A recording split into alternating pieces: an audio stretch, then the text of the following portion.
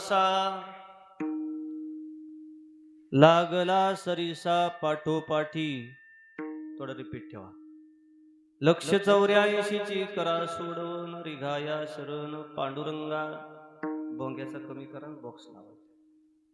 उपजलिया पिंडा मरण सांगा ती मरते उपजती सवेची ते. लक्ष 84ची करा सोडवून रिघाया शरण पांडुरंगा. तुका म्हणे माळ गुंतली रहाटी गाडग्याची सुटी फुटलिया. लक्ष 84ची करा सोडवून रिघाया शरण पांडुरंगा. विठ्ठल विठ्ठल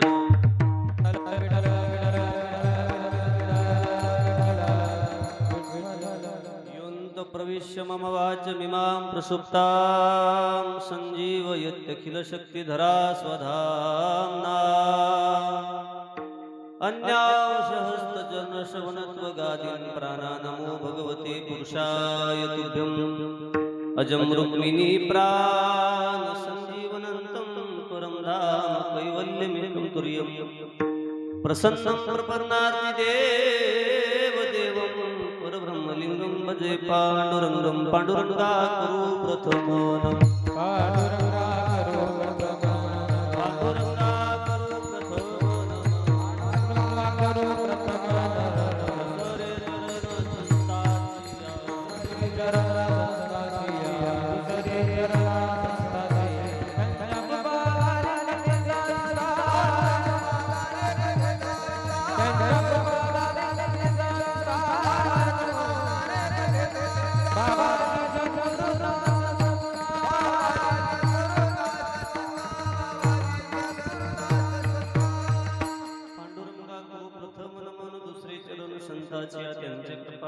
कथेचा विस्तारो बाबाजी सद्गुरु दास तुका.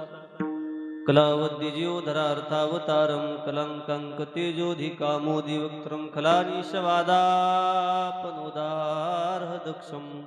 समाधिस्थ मूर्ती भजे ज्ञानदेव. नमो ज्ञानेश्वरा नमो ज्ञानेश्वरा. निवृत्ती उदारा सोपान्यवा.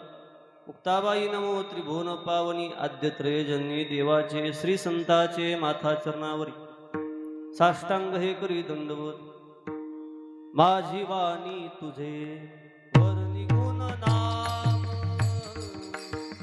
माझी वाणी तुझे वर निघून नाम. माझी वाणी तुझे वर निघून नाम.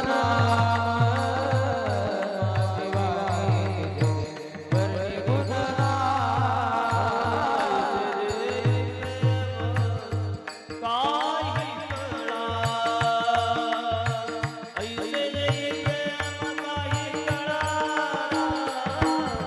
वाणी तुझे वर निघून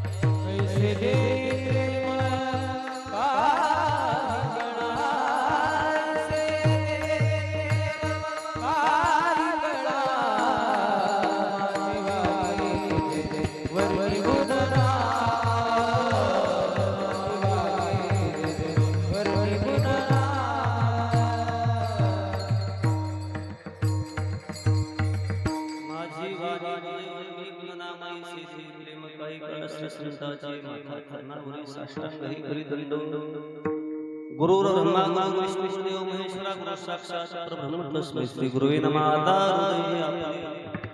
चौपाळोनिया मने वै चौपावले श्री गुरूंची मजरदय सद्गुरु जेने तारिला हा संसार करू म्हणून विशेषाच्या धरुविकावरी. जैसे डोळा न भेटे तैवे दृष्टीची फाटा फुटे मग वास पाहिजे तेत प्रगटे महानिधी जयांचे केले स्मरण.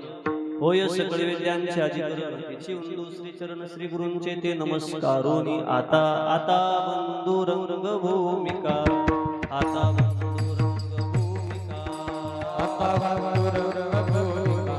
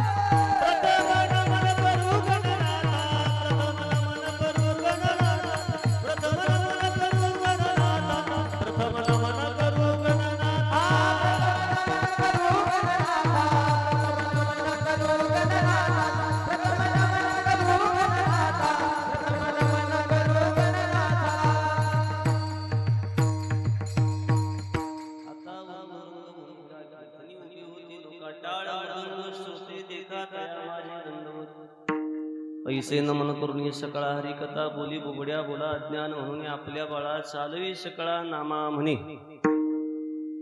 किती या काळाचा सोसावा वळसा लागला सरीसा पाठोपाठी लक्ष 84 ची करा सोडवन रिगाया शरण पांडुरंगा प्रस्तुत प्राप्त प्रसंगी चिंतन रूपी सेवेकरता निवडलेला उच्चारलेला गायलेला भंग वारकरी संप्रदायाच्या कलशस्थानी विराजमान असणारे 1-2 पॉइंट ठेवा. वैराग्याचे अधिकार संपन्न पुतळे जगद्गुरु संत श्रेष्ठ श्री तुकाराम महाराज यांचा 4 चरणाचा कळी काळाबद्दल निष्ठुरता प्रतिपादित करणारा अभंग सेवेकरता विठ्ठल.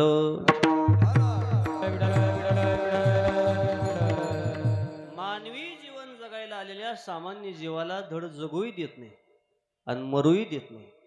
कष्ट करण्याचे दिवस असले तर तुकाराम महाराज म्हटले तो आपल्या पाठीमागं लागत नाही. पण बसून खायचे आनंदाचे दिवस आले, सुखाचे दिवस आले तर परिवारातली चांगली माणसं आशीर्वाद देणारे घेऊन जातो. तुकोबाराय म्हटले आमच्या भक्तीच्या जोरावर आम्हाला त्या कळी काळाची भीती राहिली नाही.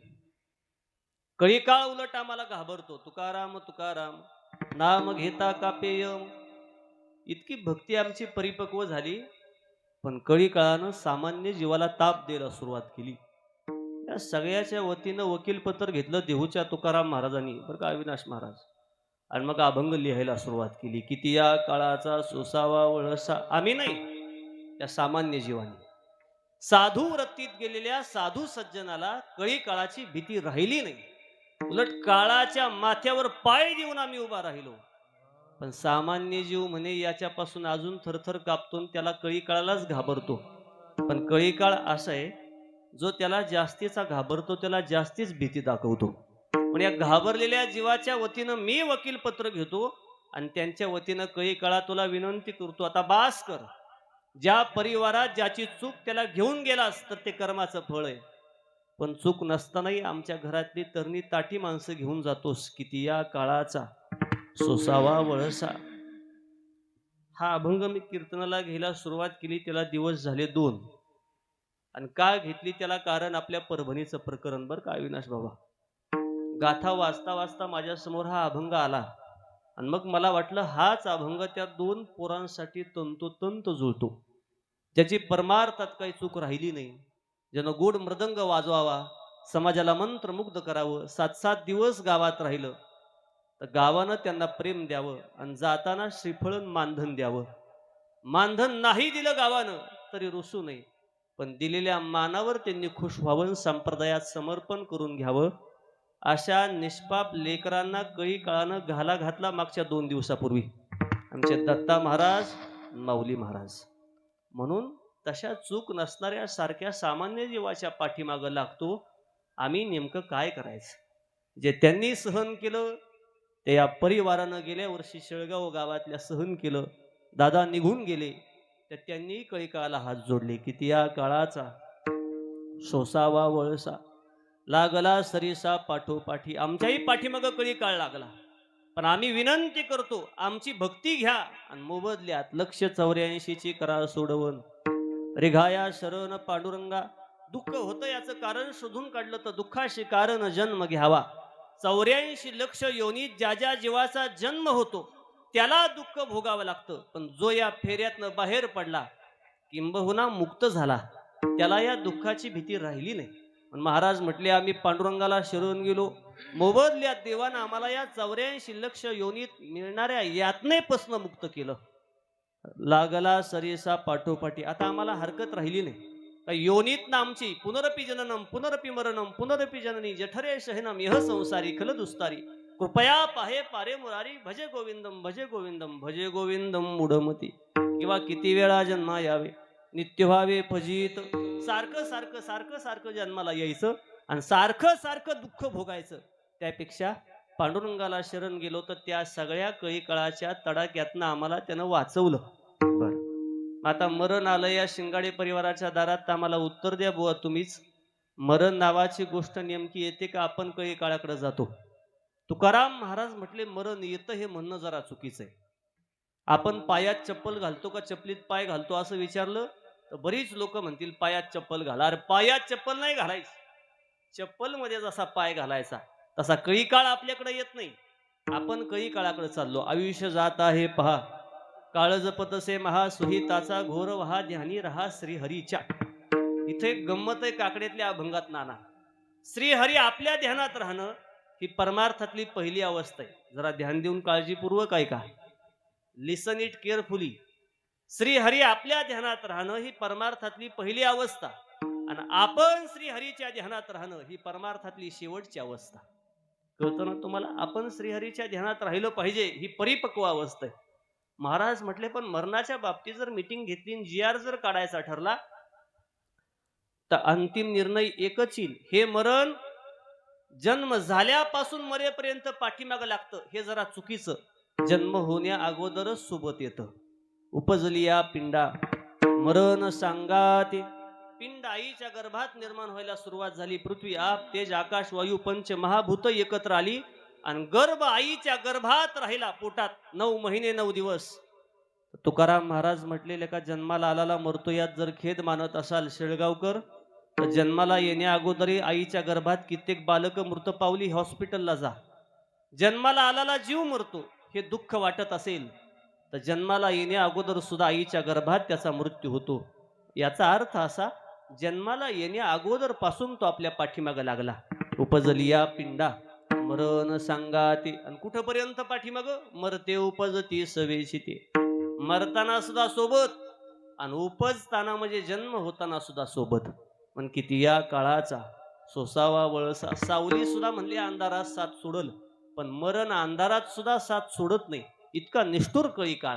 तर आता तुकाराम महाराजांनी शेवटच्या अभंगातल्या चरणात दृष्टांत दिला. तुका म्हणे माळ गुंतली रहाटी गाडग्याची फुटी सुटी फुटलिया.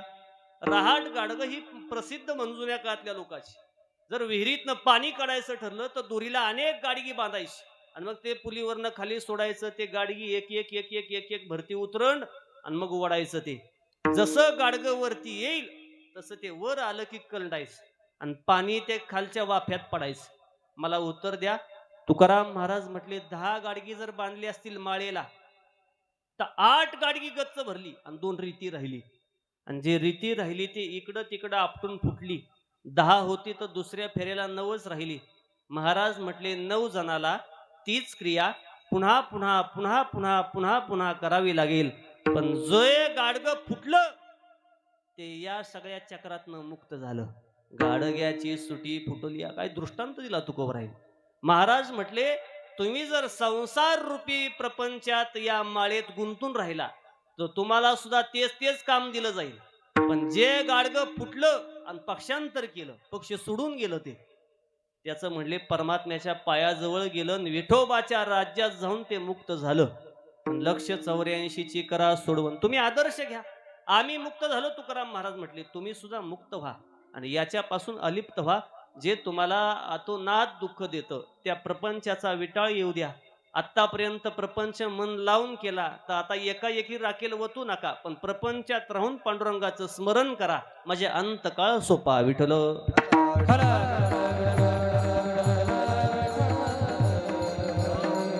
अशा काही अर्थाचा अभंग सेवेकरता निवडण्याचं प्रयोजन किम निमित्तानं सेवा आयोजित आहे. सगळ्यांना ज्ञात असलं तरी सांगणं वक्त्याचं आद्य कर्तव्य. या न्यायानं पुण्यभूमी पावन क्षेत्र आपल्या शेळगाव नजीक असणाऱ्या विठोबाचा मळा, बरोबर ना, या मळ्यामध्ये कैलासवासी बाबासाहेब अण्णासो शिंगाडे दादा म्हणायचे सगळेजण प्रेमानं. आदरणीय दादांचं प्रथम पुण्यस्मरण म्हणा किंवा प्रथम वर्ष श्राद्ध 1 पॉइंट इको वाढवा. वयाच्या 52व्या वर्षी दादांनी अखेरचा श्वास घेतला. शिंगाडे परिवार पुरका केला आणि दादा निघून गेले. गए हुए वापस कभी आते नहीं, वापस उनकी याद हर दिन आती है. 365 दिवस इंग्रजी महिन्याप्रमाणे, 12 महिने मराठी महिन्याप्रमाणे, तर एकही वर्षातल्या एकाही महिन्यातला एकही दिवस असा नसावा ज्या दिवशी गेलेल्या पत्नीला, चिरंजीवाला, लेकी सुनाबाळांना, नातवंडाला दादांची आठवण आली नाही. त्याचं उत्तर एक आहे. जन्माला आलेला जीव जाताना देह ठेवतो आणि आत्मा अमर होऊन जातो तर त्याला किती दुःख द्यायचं हे ठरतं कशावर? जिवंतपणी तो जीव जसा दुसऱ्याला जीव लावतो त्याच्यावर. तसं दादांनी परिवारात ज्याला ज्याला जीव लावला, आपतेष्टांना, नातेवाईकांना, मित्र परिवाराला, सगळ्या सोयऱ्यांना, गावकऱ्यांना, पंचक्रोशीतल्याला, जाणत्याला, लहानाला, सगळ्याला, थोराला जीव लावत लावत प्रपंच उभा केला आणि 52वं वर्ष उजाडलं. आता खांद्यावरची जबाबदारी आमच्या सागरदादाच्या खांद्यावर पडली आणि आता प्रपंच नेटानं सुरू झाला. आता बस सागरदादानी काम करायचं आणि आमच्या दादानी आशीर्वाद द्यायचा. हे बसून खायचे दिवस आले तर कळीकाळ निष्ठूर झाला आणि आमच्या अरुणाताई नावाच्या धर्मपत्नीच्या कपाळावरचं कुंकू पुसून गेला. गेल्या वर्षी तो दिवस उजडला. सौभाग्याचा अलंकार असणारं कपाळाचं कुंकू निघून गेलं तर कुंकुवाचा धनी निघून गेला तर कपाळ ओस पडलं.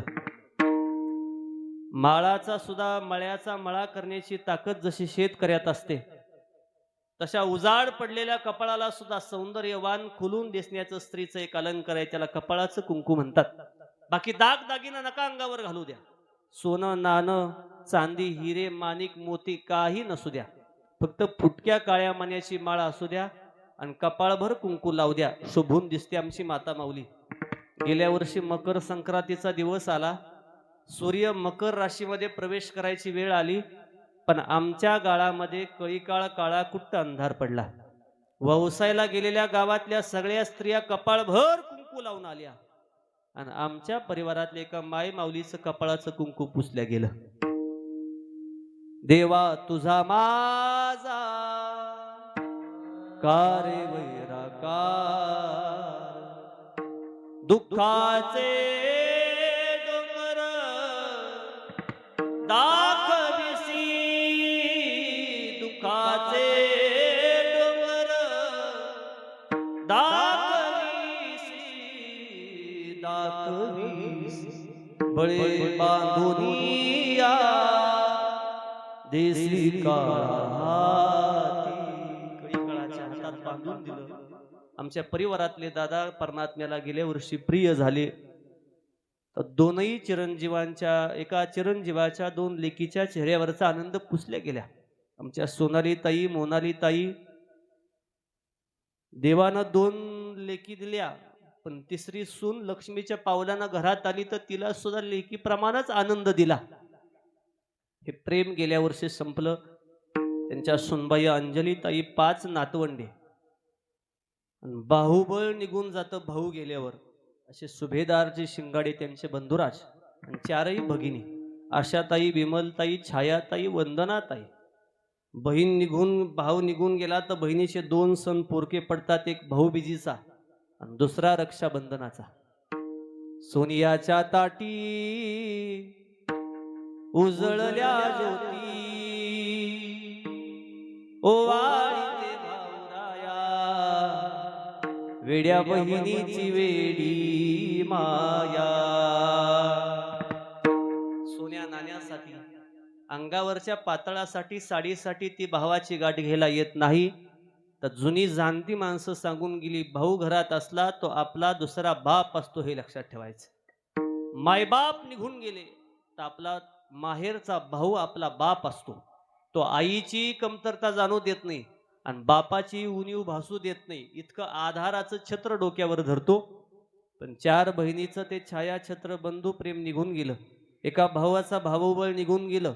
2 लेकींचा बाप माहेरातला निघून गेला आणि एका सागर दादा नावाच्या चिरंजीवाचा सागरासारखा प्रेम करणारा बाप निघून गेला. नातवंडाचा जोडीदार निघून गेला आणि आपतेष्ट नातेवाईक, भाऊकी, भाऊबंद दुःखाच्या महासागरात लोटले गेले. तर या सगळ्या लोकांच्या मनातला प्रश्न, 52 वर्ष वय हे जाण्याचं वय नाही, पण तरी आमच्या दादांना शिंगाडे परिवारातनं देव का घेऊन गेला? त्याचं उत्तर आमचं शास्त्र सांगतं. तुम्ही मी एकाच रेल्वेचे प्रवासी, बरं का अविनाश महाराज. एकच रेल्वे, तिचं नाव आहे मृत्यूलोक एक्सप्रेस. उतरायचं तर सगळ्यालाच आहे, पण उतरणार तो तेव्हा आणि तिथे जेव्हा त्याचं तिकीट संपलं. याचा अर्थ गाडीचा प्रवास जसा तिकिटावर, तसा मृत्यूलोक एक्सप्रेसचा प्रवास वयोमर्यादेवर. पण का जैसे जीर्णवस्त्र सांडीजे, मग नित्य नूतन वेडीजे, तैसे या देहांतराते स्वीकारीजे. चैतन्य नाते ज्ञानोबाची ज्ञानेश्वरी उघडा.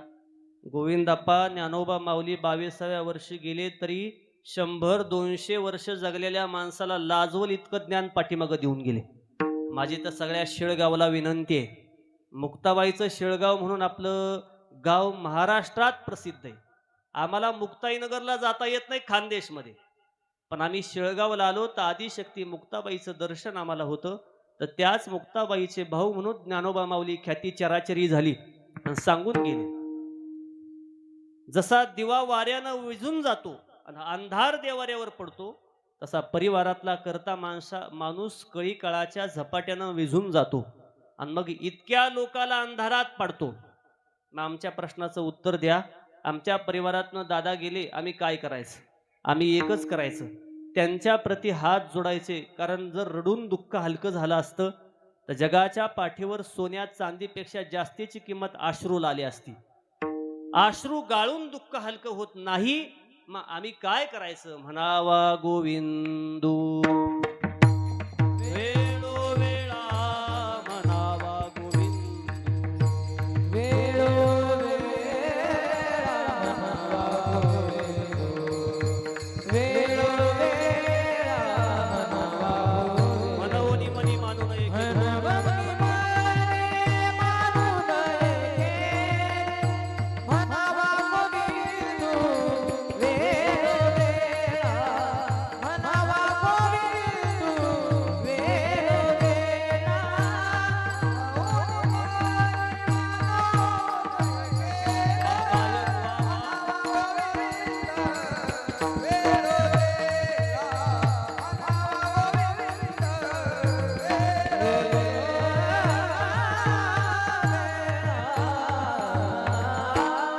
आमच्या हातात आता दुसरं काय राहिलं नाही. माणूस निघून गेला तर आमच्या हातात एकच आहे. हातावर हात बांधून बसायचं आणि एकांतात दादांची आठवण आली तो गोविंद गोविंद म्हणायचं.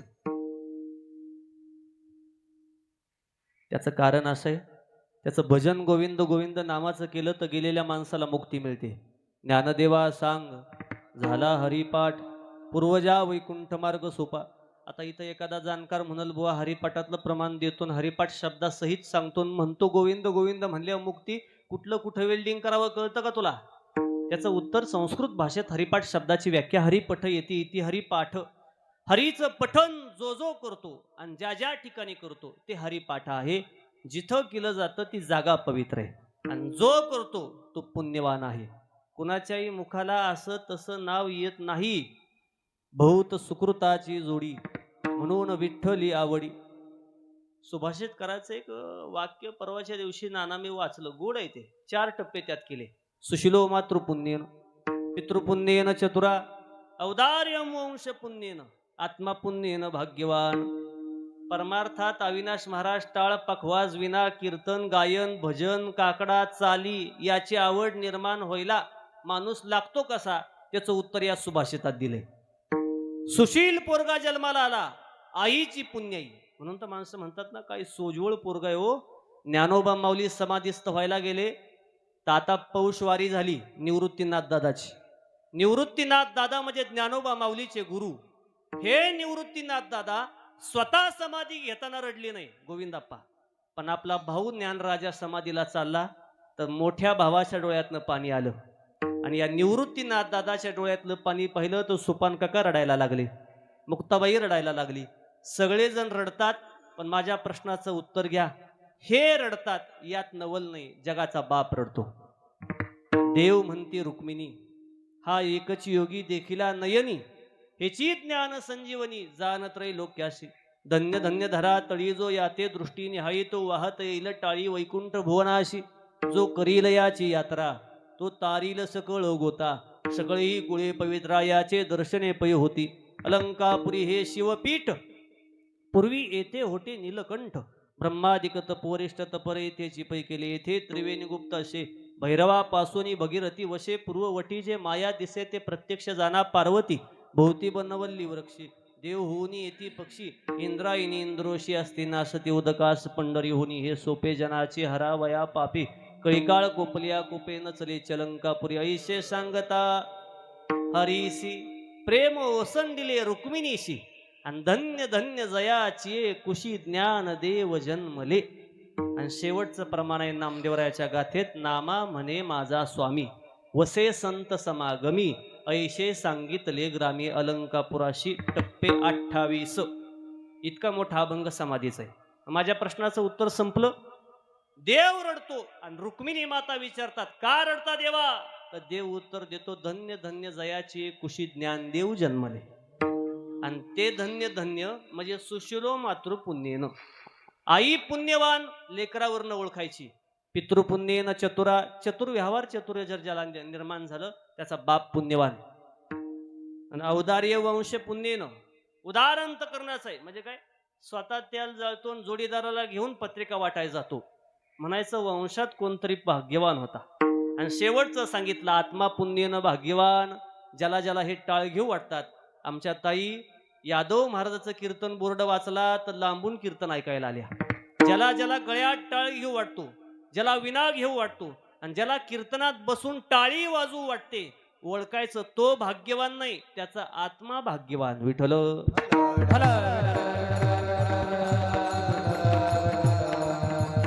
मला उत्तर द्या. दादा या परिवारातनं शिंगाडे निघून गेले तर आता आम्ही काय करायचं? हे पुण्य कमवण्याचं साधन करायचं म्हणून गोविंद गोविंद भजन काय करायचं? 2 उत्तर ऐकायची आणि पुढे सरकायचं. पहिलं उत्तर, गोविंद अप्पा, गोविंद गोविंद म्हणलं तर गेलेल्या माणसाला मुक्ती मिळते म्हणजे फायदा आपला. आणि त्यांचं भजन केलं तर तात्पुरता दादांचा विसर पडतो आणि दुःख हलकं होतं. हा दुसरा फायदा, म्हणजे जीवालाही फायदा आहे आणि गेलेल्या माणसालाही फायदा. पिंडदान नावाचा विधी करावा. पिंडदान विधी काय करतात, केव्हापासून करतात, त्याला गरुड पुराण वाचा. पंडूराजा 5 पांडवाचा बाप आहे, निघून गेला तर तिळभर पुण्य कमी पडलं म्हणून पंडूराजा 72 तास स्वर्गाच्या दारात उभा आहे. आणि मग नारद मुनीची स्वारी, नारायण नारायण नारायण नारायण. काय झालं रे राजा, पुण्यवान राजा 72 तास स्वर्गाच्या दारात उभा, कुणी उभं केलं? ते म्हणे सगळी तिकीट देऊन झाली ना, आज निवडणुकीचा दिवस आहे, मला काही कुणी पक्षात घेत नाही. काय करा, एवढं पुण्य करून काय उपयोगाचं? रात्रंदिवस पक्षाचा प्रचार केला लेखा आणि कुणी शिक्का सुद्धा दिना, मला काय उपयोग काय म्हणे पक्षाचं काम करून? पक्ष श्रेष्ठीवर नाराज झाले. कोण? पंडूराजा, ब्रह्मदेवावर नाराज. पुण्य करून जर मला मिळत नसेल स्वर्गात जागा, तर आजपासून खाली जातो, शेळगाव गावात बोंब मारून सांगतो, धडाधड पाप करा. काय पुण्य करता? नारद मुनी म्हणले, नाराज होऊ नये, रागाच्या भरात निर्णय घ्यायचा नाही आणि भावनेच्या भरात वचन द्यायचं नाही. ऐकताय ना तुम्ही शेळगावकर? राग आला तर कुठला निर्णय घ्यायचा नाही. म्हणजे काय, नवरा बायकोची भांडणं झाली तर कुणीतरी शांत बसा आणि बाहेर जा. अर्ध्या तासानं राग शांत होतो आणि मग बोला. ती काय कायमची पिसाळलेली नाही बायको तुमची, बाजूला व्हा मग राग शांत होतो. याचा अर्थ रागात निर्णय घेऊ नका. इंदोरीकर महाराज म्हटले, त्यानं रागात बायको उचलून आपटली, मेलीन बघता काय माझ्याकडे जन्मठेप झाली त्याला. रागात निर्णय घ्यायचा नाही आणि भावनेत कुणाला वचन द्यायचं नाही. सप्ताह बसल्यावर लय भाविक होतो येतो आणि मग काल्या दिवशी भाविक म्हणतो कधीच सप्त्याकडे येत नाही. माझी पंगत जवळ सप्ताह येतावर माझा काला आणि पुढच्याच वर्षी ह्याचाच काला झाला. खायला अन्न नाही काय काला देतो का? भावनेत वचन देऊ नये आणि रागात निर्णय घेऊ नये. पंडूराजाला सांगितलं राग शांत कर. नारद मुनीनं निरोप घेतला. नारद मुनी म्हणजे ज्याचा आदेश कधीच होत नाही रद, त्याचं नाव नारद. जिसका आदेश कभी भी नहीं होता रद, उसका नाम नारद, असा अर्थ लावायचा. आणि मग ते गेले. ब्रह्मदेवा, पुण्यवान राजा दारात उभा आणि तरी त्याला जागा नाही. म्हणले त्याला सांगा तिळभर पुण्य कमी पडलं. आणि मग ते गेलं पंडूराजा. ब्रह्मदेव म्हणतात खाली जा आणि पुन्हा 1 सप्ताह घाल आणि वर ये. अरे म्हणले येड आहे का काय, एकदा वर आल्यावर मा घरी जात नाही ना, मग आम्ही काय करायचं? जे वंशज आहेत 5 पांडव, त्यांना सांगा आपल्या बापासाठी काहीतरी विधी करा आणि मग आपल्या बापाला मुक्ती मिळायला, जसे सागर दादा 1 महिने 2 महिने झाले धडपडतायत, भेटेल त्याला सांगतात माझ्या दादाच्या पुण्यतिथीला या. यादव महाराज लवकर वेळेवर या. पाहुणे रावळी गोळा केली, गायक मंडळी गोळा केली, सिस्टम जोडली, सगळं गाव जमा झालं. 2 महिने 2 तासाचं कीर्तन, पण अट्टहास 2 महिने. कसं पंडू राजा नावाच्या बापाला मुक्ती मिळायला पांडवांनी यज्ञ केला आणि त्या यज्ञाला नाव दिलं पिंडदान. आणि ते पिंडदान म्हणजे आजचं वर्ष श्राद्ध. विठ्ठल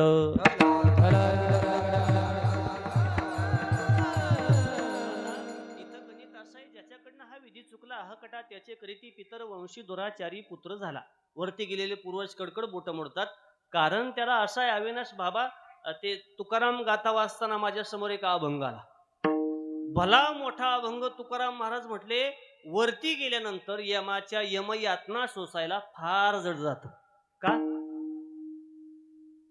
आता इथे विषयाचे सुख बहु वाटे गोड, पण पुढे आहे अवघड यमदंड.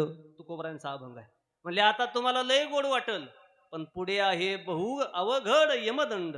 यमाचा यमदंड फार अवघड आहे. काय करतात ते? अशीपत्र तरुवर खैराचे इंगळ. अशीपत्र, अशीपत्र शब्दाचा अर्थ आहे तलवारीच्या पातेप्रमाणे धारधार आणि त्याच्यावरनं चालायचं. बरं, यातनं जर एखादा जीव वाचलाच तर त्याला पुढे खैराचे इंगळ. नाना खैर आहे आणि त्या खैराच्या इंगळाचा इस्तोय आणि त्या इस्तवावर या जीवाला चालवलं जातं यमयातना. आणि यातनं जर तो वाचलाच तर मारी ती, जोडी ती, तोडी ती यमाचे किंकर बहुनिष्ठुर. बहुसाल याला मारलं जातं जोपर्यंत याचा सगळ्या कर्माची परतफेड करून घेतली नाही तोवर. आणि मग मला उत्तर द्या, हे सगळं कोणाच्या आज्ञानं केलं जातं? त्याचं नाव आहे चित्रगुप्त. आणि हा चित्रगुप्त कोणाच्या हाताखाली राहतो? त्याचं नाव आहे कळीकाळ. आता सगळ्या शेळगावानं सावध बसा. दोघाची बरोबर मैत्री जुळली कशी? एक तर कळीकाळाकडे खाताय माणसं उचलायची आणि चित्रगुप्ताकडे खातं हिशोब द्यायचा. मग तुम्ही जे 3 पिंड पाडले ना सागरदादा पूजेला बसलेले, त्यातला पहिला भाताचा गोळा आहे चित्रगुप्ताला, हिशोब करतो म्हणून. दुसरा भाताचा गोळा आहे कळीकाळाला, यम यम. आणि तिसरा देव. कारण एका योनीतनं पुन्हा कोणत्या योनीत पाठवायचं हे त्याच्या हातात. आणि मग ते चित्रगुप्त काय करतो? यासाठी ज्ञानेश्वरी उचकायची आणि या ज्ञानेश्वरीतला 10वा अध्याय काढायचा आणि त्यातल्या 245 क्रमांकाची ओवी काढायची. ध्यानात राहिलं नाही तर हातावर लिहून घ्या. काल मी ती ओवी वाचली. काय? जगाचे शुभाशुभ लिहिती, प्राणियांच्या मानसाचा ठावा घेती. काही ओवे नीट आहे का? जगाचे शुभाशुभ लिहिती. चित्रगुप्त काय करतात? प्राणियांच्या मानसाचा ठावा किंवा झाडा घेती. आणि मग केली अनुरूप होती भोग नियमजे. ओवी संपली. 10वा अध्याय 245 क्रमांक. काय करतो चित्रगुप्त? प्राण्याच्या मनाचा ठावा घेतो आणि त्याच्या मनात काय चाललं हे लिहून ठेवतो. अधिक त्यानं जे कर्म केलं ते लिहून ठेवतो. तुम्ही म्हणाल मनातलं कसं कळतं? चित्रगुप्त काय मन कवडा आहे का? माझ्या विश्वास नसला तर महाभारतात तुम्हाला दृष्टांत सापडेल. अविनाश बाबा, 5 पांडवांची एक बायको आहे, तिचं नाव आहे सुभद्रा. नाही तरी बाया होईच म्हणायला लागल्या. 5 पांडवाची एक बायको आहे, तिचं नाव आहे द्रौपदी. आणि या द्रौपदी सोबत 5ही पांडव वनात फिरायला गेले. प्राणियांच्या माणसाचा झाडा घेत याच्यासाठी. मनातलं सुद्धा देवाला कळतं. आणि मग ते फिरायला गेले जंगलात. प्रसंग असा आहे, लक्ष द्या माझ्याकडं. 5 पांडव आणि सोबत पत्नी. प्रसंग असा निर्माण झाला नाना, त्या जंगलात एकच झाड आणि त्या एका झाडाला एकच फळ दिसलं. भीम, अर्जुन, नकुल, सहदेव, धर्म सगळे गेले समोर. एकानंही फळ तोडायचं धाडस केलं नाही. ऐकताय ना तुम्ही? पण एक जण अर्धांगडी पुढे गेला आणि फळ तोडलं. कोण असेल तो? भीमदादा. काय सांगायची गरज नाही. भीमदादा खांद्यावरची गदा खाली टेकवली आणि ते फळ तोडलं. गोविंदापा घोटाळा असा झाला.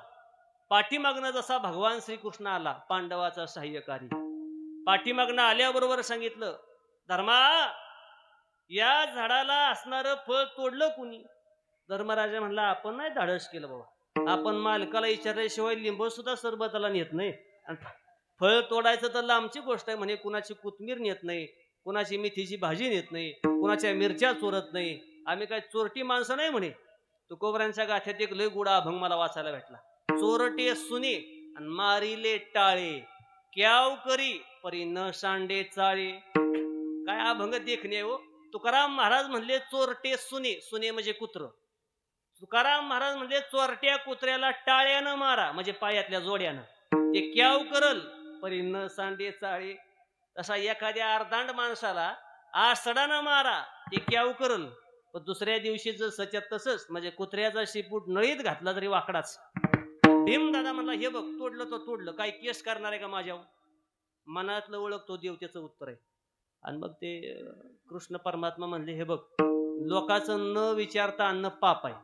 आणि माझं खोटं वाटत असेल तर ते फळ एकच का आणि त्याच झाडाला का? त्याचं उत्तर आहे भीमा, समोर दिसणारे जे ऋषी आहे ते तपश्चर्याला बसलेत. तपश्चर्या संपली की साधना संपल्या संपल्या त्यांना एक फळ लागतं, आणि हे जर फळ त्यांना झाडाला दिसलं नाही तर ते आशीर्वाद नाही शाप देतील, आणि खराटा फिरल खाकाना होईल पांडवाचा. पटतंय का तुला? घाबरला भीमदादा. देवा हे आधी सांगायचं कळत नाही का? म्हणले तुला मी असतोवर दम निघतच नाही ना. महाराज याच्या आधीच पंचपदी सुरू करतो म्हणले, तू दम निघतच नाही ना तुला. मी येण्या अगोदरच फळ तोडून बसलास, आता काय करायचं देवा? म्हणले पर्याय नाही, साधूच्या पुढं देवाचं सुद्धा चालत नाही. मग काय करायचं? म्हणजे फळ चिटकावा. झालं का बरं आता? म्हणजे फळ कुठं चिकटतं का? म्हणजे चिकटल. धर्मराजा पुढे आला, हात जोडले, माझ्याकडे बघ, लक्ष द्या. धर्मराजानं सांगितलं, धर्मानं वागलोय देवा, आयुष्यभराचं पुण्य घ्या, पण एवढं फळ चिटकू द्या. 2 फूट गेलं बुवावर. नकुल पुढं, रामकृष्ण हरी सगळी पुण्य घ्या, फळ चिटकू द्या 1 फूट. म्हणजे पुण्य ज्याचं त्याचं ओळखा तुम्ही. सहदेव पुढं, रामकृष्ण हरी सगळं घ्या, अर्धा फूट. सगळ्या भावांना अर्पण केलं पुण्य, अर्जुना सहित, भीमानं सुद्धा. आणि आता फळ चिकटायला अर्धाच फूट जागा राहिली अविनाश महाराज. आता अर्पण कुणी करायचं पुण्य? अर्पण कुणी करायचं? भगवान श्रीकृष्णाचं महाभारत होताना वय होतं 94 वर्ष. महाभारत घडलं तेव्हा भगवान श्रीकृष्णाचं 94 वर्ष वय. ते म्हणले आपलं काम नाही बुवा, तुमचं तुम्ही निस्तारा पांडवानी. मग सोबत कोण आहे? द्रौपदी. द्रौपदी अर्धा फूट राहिले फळ. असं कर, तो पतिव्रत आहे आणि तुझा पातिव्रत्य धर्म सगळ्या जगात प्रसिद्ध आहे. सुप्रसिद्ध पतिव्रता तू आहेस, तर तुझं सगळं पुण्य अर्पण कर आणि म्हण एवढं फळ चिकटू दे. द्रौपदी पुढे गेली, हात जोडले, जसं पुण्य अर्पण केलं तसं गोविंदापा फळ चिकटायचं तर लांबच राहिलं. बोई सपाट झालं. काय बघता माझ्याकडे? जे वर गेलं तर चिकटायला ते जमिनीवर पडलं, आणि जसं जमिनीवर पडलं तसं भीमानं गदाच उचलली. खलास करतो म्हणली. हिला काय ठेवून करायचे? भीमदादा काय झालं? काय झालं म्हणजे काय? अरे पातिव्रत्या धर्म जर असता तर फळ चिकटलं असतं का नाही? म्हणजे बरोबर आहे. मग ज्या अर्थी चिकटलं नाही त्या अर्थी ही पतिव्रता, तुम्ही म्हणा ते आपल्याला पाप लागल. धर्मराजा म्हणला खरं आहे भीमाचं. आजपर्यंत त्याला आम्ही आडमूट आडमूट म्हणून कानाडोळा केला, पण त्याच खरं आहे. कधी कधी निर्व्यसनी माणसापेक्षा दारुडाच खरं बोलतो. आणि हे पटत नसल तर काल मकर संक्रांतीचा दिवस झालाय, हे मला सांगायला लावू नका, पण जितकं तिळगुळ देऊन माणसं खरं बोलत नाही तितकं खरं एका चपटी वाजतं, हे ध्यानात घ्या. तुमचा मला राग येईल कदाचित, पण ना माणूस दारू पिला की अत्यंत खरं बोलतो. तसं धर्मराजा म्हटले, तलवार काढली आणि द्रौपदीच्या गळ्याला, द्रौपदी मारून टाकतो म्हणले तुला. जसं त्या जमदाग्नी ऋषीनं परशुरामाला सांगितलं आपली आईला मारून टाक, आणि मग ती झाली रेणुका, माहुरगडची रेणुका माता, म्हणजे स्वतःच्या पोरानं बापाच्या सांगण्यावरनं मारून टाकलेली आई आहे. हे माहितीये का तुम्हाला? जशी तलवार काढली तशी जशी नरड्याला इशे लावली, कृष्णानं हात धरला. धर्मा तू तरी माणसासारखा वागल्या का? काय चूक आहे तिची? मग म्हणले तिचं पातिव्रत्या धर्म असतं तर फळ चिकटलं नसतं का? प्राणियांच्या माणसाचा ठावा घेती, इथं आहे आपण ज्ञानेश्वरीत. आणि मग ते म्हणले तुम्ही सांगा देवा काय? भगवान श्रीकृष्ण म्हणजे द्रौपदी तुझं पातिव्रत्य धर्म कामाला आला नाही, तुझ्या मनात काय आलतं का ग? म्हणले आलं होतं एकदाच. काय? म्हणले मला कळलं कर्ण पांडव हा 6वा. 5 पांडवाचा भाऊ कोण? तर कर्ण. जसं मला कळलं तसं एकदाच मनात आलतं माझे 5 मालक आता आहे, पण हा जर आधी भाव आहे हे कळलं असतं तर मला मालक किती? 6. एवढंच मनात आलं आणि तेवढं देवानं चित्रगुप्ताकडे लिहून ठेवलं, प्राणियाच्या मानसाचा ठावा घेती. मला उत्तर शेळगावला इतकं सांगायचं, नुसतं मनात पाप आलं तर यम लोकात फेडावं लागतं. धड धड दिवसा ढवळ्या पाप करणाऱ्यानं आपलं घरी जाताना हिशोब लावा. विठ्ठल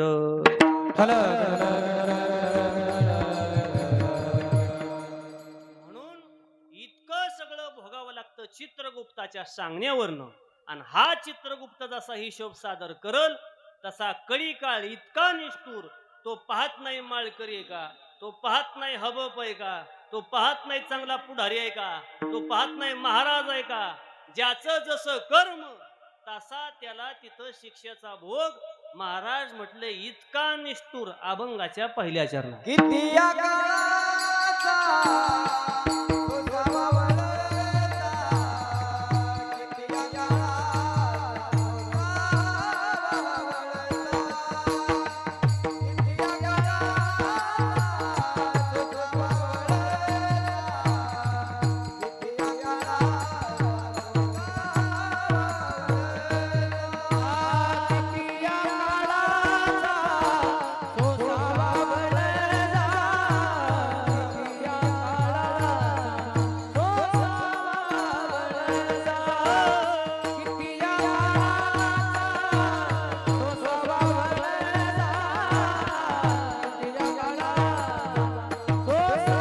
किती या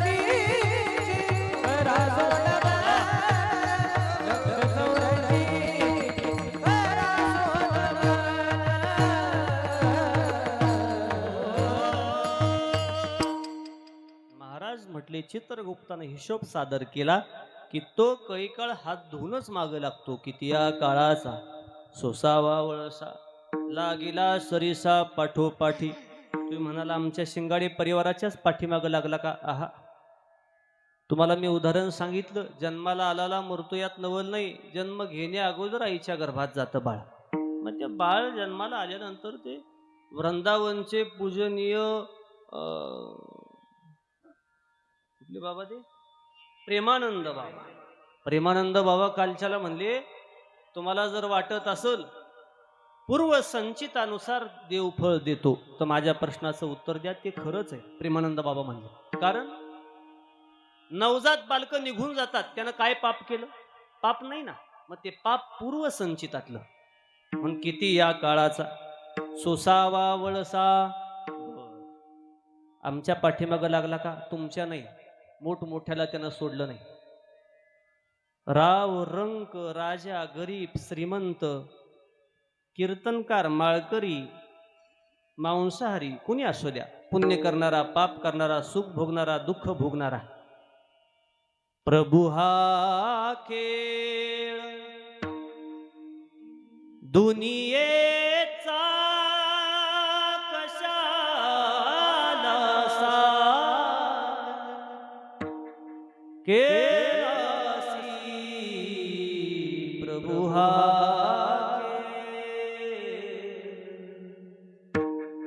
कुणाला भाग्य देवोनी बसविले मंचकारती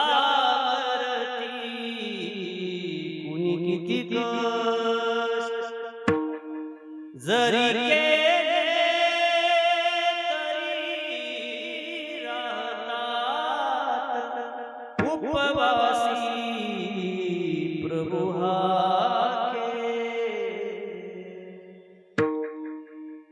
कुणाला झोपडी नाही राया तिळभरी कोठे तया मुलबाळ बहुदेशी मजाला बघण्यासी प्रभू हा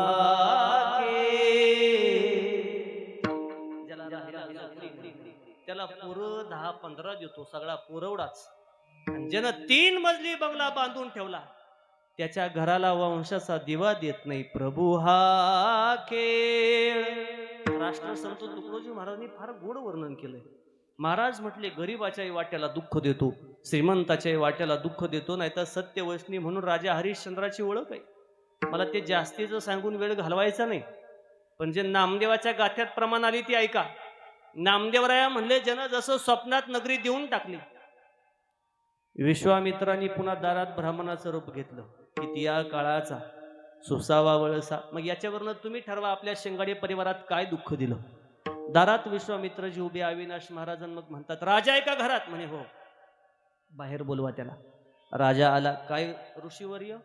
नाही, ते स्वप्नात ते दिलं होतं देऊन टाका. नगरी दिली. ते सोन्याचं काय करता? सोन्याचं आता घेऊन येतो. राजा आत चालला. नाना, तर राजाचा हात धरला ब्राह्मणानं. किती या काळाचा सोसावा वळसा. कुठं चालला? सोना आणायला. कुठं? माझ्या तिजोरीत. तिजोरी काय बापाची आहे का तुझ्या? अरे जिथं नगरी दान दिली त्यातली तिजोरी माझीच झाली ना. मग काय करायचं? आजपासून कमाव आणि मग मला दे. ज्या राजाच्या पाठीमागं 5-50 सेवेकरी, त्या राजानं अंगावरची कपडे काढली आणि साधी वल्कल अंगावर गुंडाळीन हातावर पाणी घेतलं. सगळं देऊन टाकतो. महाराज, माझ्या वाटेला जरी हे भोग असतील तर मला भोगल्याशिवाय मरण येणार नाही. प्रभू रामचंद्र वनवासाला चालले तर भरतानं रथ अडवला होता. भरतजी महाराज रथाला आडवे झाले तर जगाच्या बापाला भाऊ प्रश्न करतो, राम भैया किधर जा रहे हो? वनवास. मत जाओ. मेरी विनती है आपसे, आप वनवास मत जाओ, जाना पड़ेगा भरत. दैव जात दुःखी भरता, दोष ना कुणाचा, पराधीन आहे जगती, पुत्र मानवाचा, दोष ना कुणाचा. माय कैकई ना दोषी, नवे दोषितात,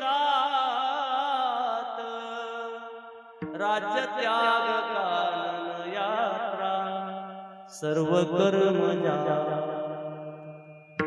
खेळ चालनासे माझ्या, हे खेळ चालनासे माझ्या, पूर्वसंचिताचा, पराधीन आहे जगती, पुत्र मानवाचा, दोष ना कुणाचा. गेल्या जन्मात माझ्याकडनं पाप झालं होतं, ते पाप भोगण्यासाठी मला वनवासाला जावं लागतं. हे जसं जगाचा बाप बोलतो तसं हरिश्चंद्र राजानं पत्नीचा हात धरला. सोनं मिळवून द्यायचं होतं. किती काळ निष्ठुर आहे कळेल तुम्हाला. हातात रोहिदास नावाचा पोरगा. नाना, त्या काळात काशी नावाचं मार्केट प्रसिद्ध होतं. राजा हरिश्चंद्रानं हात धरला पत्नीचा. एका हातात रोहिदास काशीच्या दिशेनं चालले. राजा होता राजा. सकाळी उठताना झोपेतनं आणि दुपार झाली तर दरिद्री केलं देवानं. इथून कळी काळाची निष्ठुरता कळायची नाही माझ्या शेळगावच्या गावातल्या लोकाला. याच्या पुढची कथा ऐकली तर किती कळी काळ निष्ठुर कळेल. तप्त तापणारं ऊन होतं अविनाश बाबा. तर त्या विश्वामित्राला ते पाहुलं नाही. विश्वामित्र म्हणजे प्रतिसृष्टी निर्माते. विश्वामित्रानं सूर्याला आदेश केला, सूर्या, पायात चपला घातल्या ना इतकी आग वक. त्या राजा हरिश्चंद्राला चालता आलं नाही पाहिजे. इतकी आग वकली अविनाश महाराज. वृक्षही जळाले, पाषाण उनले आणि त्या पंथे चालिले तिघे जण. वृक्ष जळून खाक झाली, दगड होती उमलली, काय ऊन असल, आणि त्या पंथे चाललेले तिघे जण. तसल्या रस्त्यानं तिघ जण चालली. काय राजावर वेळ आली आई. राजाचं इथपर्यंत दुःख थांबत नाही. राजा पुढे गेला. तानवानी पायानं राजा नव्हता, पायात चपला होत्या. विश्वामित्राला तेही पाहुलं नाही. देवानं विश्वामित्राकरवी ब्राह्मणाच्या रूपात काशीच्या दिशेनं एक ब्राह्मण पाठवला. सोबत ब्राह्मणीन बाई त्याची आणि लहान मुलगा. रामकृष्ण हरी. कुठून आला? काशीवरनं. काय पाहिजे? पायातल्या चपला द्या ना यजमान. फार पाय भाजायला लागले. देवच होता तो. किती परीक्षा घेतोय बघा. आधी राज्य हिसकावून घेतलं, पुन्हा धन दौलत हिसकावून घेतली, हरिश्चंद्राचे वैभव. 8 चरणाचा हा भंग आहे. ऐकता का प्रमाण? हरिश्चंद्राचे वैभव, हरिश्चंद्राचे वैभव, हरिश्चंद्राचे वैभव, हरिश्चंद्राचे वैभव. राज्य घोडे भाग्य सर्व, राज्य घोडे भाग्य सर्व, राज्य घोडे भाग्य सर्व, राज्य घोडे भाग्य सर्व. पुत्र पत्नी जीव, पुत्र पत्नी जीव, पुत्र पत्नी जीव, पुत्र पत्नी जीव. घरी ओपियले, घडी ओपियली, घरी ओपियले, डोंबा घडी ओपियली. हरी तू निष्ठुर निर्गुण, हरी तू निष्ठुर निर्गुण, हरी तू निष्ठुर निर्गुण, हरी तू निष्ठुर निर्गुण. हरी तू निष्ठुर निर्गुण, हरी तू निष्ठुर निर्गुण, हरी तू निष्ठुर निर्गुण, हरी तू निष्ठुर निर्गुण.